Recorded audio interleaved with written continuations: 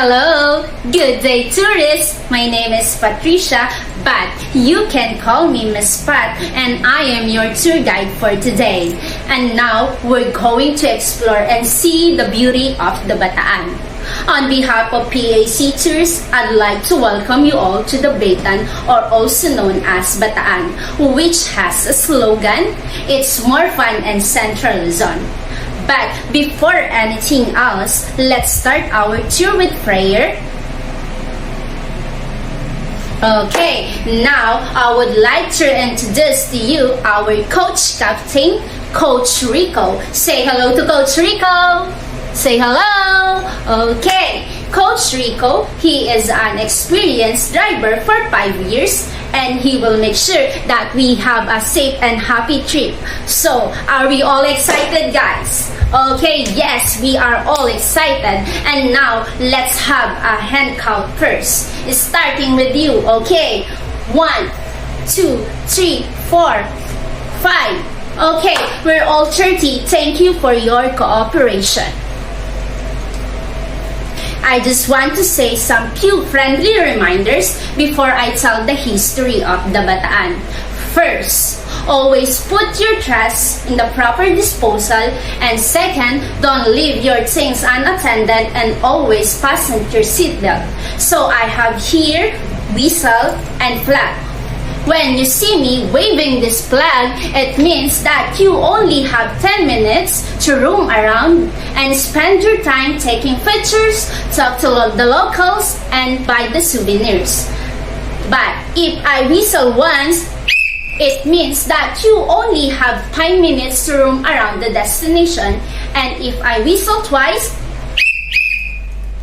it means that we need to go back to the bus immediately. Okay, are we clear? Okay, are we all excited? Okay, thank you. Since we are all excited, let's start our tour. Did you know that Bataan, being a region rich with history, has several landmarks which was encouraged guests to visit during this stay? Our first destination will be the Las Casas Filipinas de Acusure, which respected an aspect of national Filipino history. So now we heading to Las Casas Filipinas de Acusure. The collection of buildings was specifically chosen based on their individual cultural, historical, and architectural features. They range in stylistic from mansions to wooden steel house.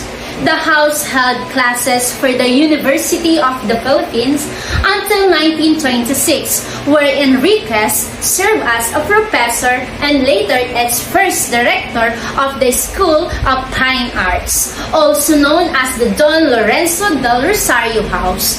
Casa Bricentina was designed by Catalan architect Joan Josep Jose Herbas y Arizmenda in 1890. It was the first home of the University of Manila in 1914. And the wonderful Casa Lubao was constructed in 1920, right after the conclusion of World War I. Its original purpose was actually for the storage of the sugar and rice. But during World War II, the Japanese used it as military outpost. For our next destination will be Shrine of Baylor, or also known as Sama Shrine of Baylor. It is a national shrine located here in Pilar, Bataan that is dedicated to the heroism and sacrifice of Filipinos who fight and died for the freedom against the invading Japanese forces during the World War II.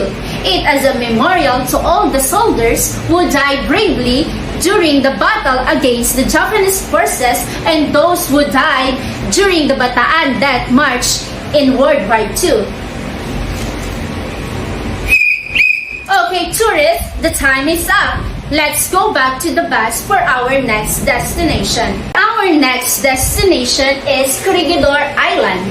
It was once the headquarters of Allied Filipinos and American forces who fight against the Japanese during World War II, and forces and witness to the braveries of these soldiers. Corregidor comes from the Spanish word corregir, meaning to correct. One story states that the island was called Isla de Corregidor, or Island of the Corrector, due to a Spanish custom system wherein all ships entering Manila Bay were required to stop and have their documents checked and corrected. Okay, I will give you 1 hour and 30 minutes to roam around the site. And after that, I will call you through this. For our next destination will be the Plaza Mayor de Ciudad de Balanga. The building in this Balanga tourist spot have a Spanish architectural facade. It is an old hotel in the middle of Balanga City. It is a 3.5 hotel with 34 guest rooms. The hotel also has the mall in the adjacent building. On the right side of the hotel is the town hall. By the way, I have another trivia. What a product is Bataan known for? The famous product of Bataan is tinapa. So when Cebu has its own danggit when it comes to dried fish, but Bataan has their own delicacy named tinapa.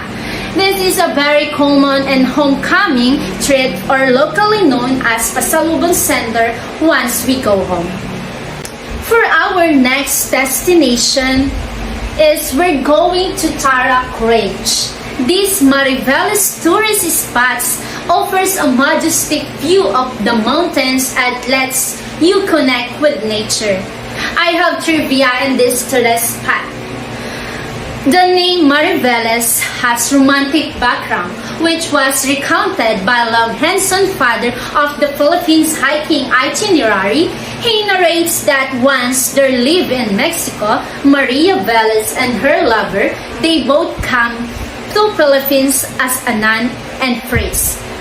But they fell in love and tried to return to Mexico by the way of Bataan. They were pursued by their superior. Unfortunately, they were ambushed by the Gritos, and the place of their death was named in honor of Maria, hence Mariveles.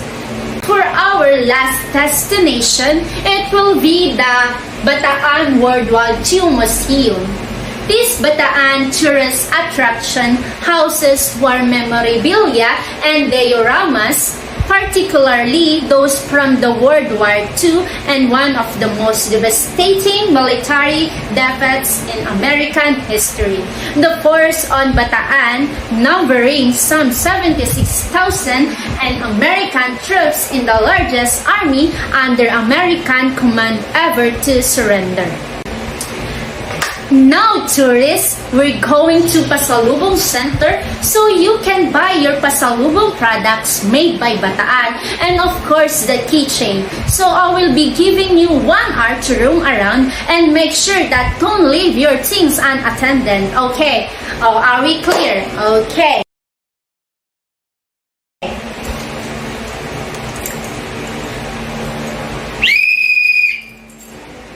Attention to everyone.